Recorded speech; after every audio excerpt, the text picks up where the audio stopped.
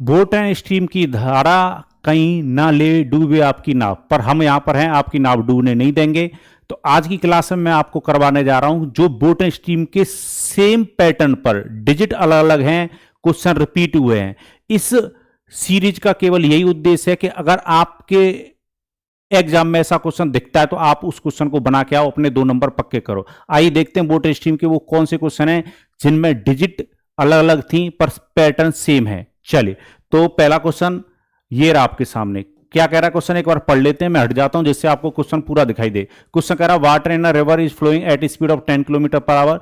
A motor boat takes equal time to cover 84 kilometre downstream and 28 kilometre upstream. How much time will it take to cover 11 kilometre downstream and 63 kilometre upstream.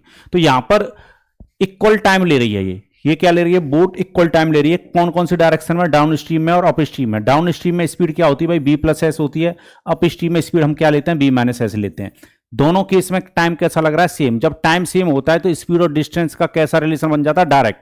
तो यहां पर distance हमें बता रखी है कि down stream में distance है 84 किलोमीटर, अप स्ट्रीम में डिस्टेंस है 28 किलोमीटर। 28 से अगर 84 को काटोगे तो 3:1 बन जाएगा। यही दूरी का अनुपात होगा 3 और 1, और यही इनकी स्पीड का अनुपात होगा। तो जब आपको b प्लस एस का मान मिल जाए और b माइनस एस का मान मिल जाए तो आप स्ट्रीम और बोट की स्पीड का रेशियो अलग अलग कर सकते हो। अगर आपको स्ट्रीम की स्पीड का रेशियो अलग करना है तो इन दोनों वैल्यूओं को जोड़कर 2 से डिवाइड दे दो, सॉरी इन दोनों वैल्यूओं को घटाकर 2 से डिवाइड दे दो। तो 3 और 1 को घटाएंगे ना, 2 में 2 से डिवाइड देंगे 1। 1 यूनिट स्पीड बनेगी स्ट्रीम की अकॉर्डिंग टू दिस रेशियो।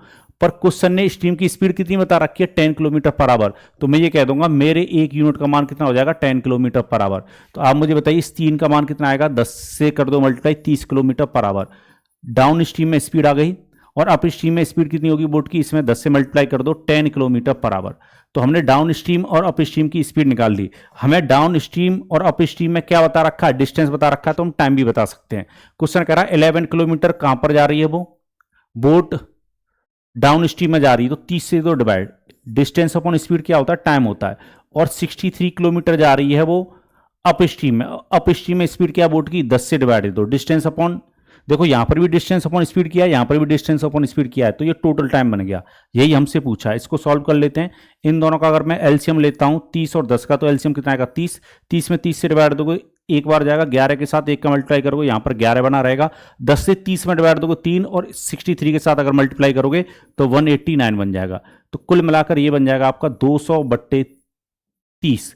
0 से 0 काट लो, और जब 20 में 3 से डिवाइड देते हैं तो 6 होल 2/3 आवर्स, इतना टाइम निकल के आएगा। तो 6 न कंप्लीट एक ही ऑप्शन में दे रखा है, तो आंसर इसका क्या हो जाएगा, ऑप्शन नंबर बी हो जाएगा। या फिर अगर आप 2/3 आवर जो फ्रैक्शन है इसको भी आवर में कन्वर्ट करना चाहते हो तो 1 घंटे में कितना मिनट होता है, 60 मिनट होता है। 3 से अगर 60 को काटोगे 20 बार कटेगा, 2 के साथ मल्टीप्लाई करोगे तो 40 मिनट बनेगा, यानी 6 आवर 40 मिनट इसका करेक्ट आंसर हो जाएगा।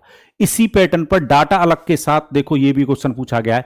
ठीक है, मैं आपके लाइव सबूत देता हूं जिससे आप मेरी बात पे यकीन करो। ठीक है, बहुत बेनिफिशियल है ये सीरीज। इस क्वेश्चन का कमेंट बॉक्स में कमेंट करके आंसर दीजिएगा। चलिए, तो इसी के साथ मुझे दीजिए अनुमति। जय भारत।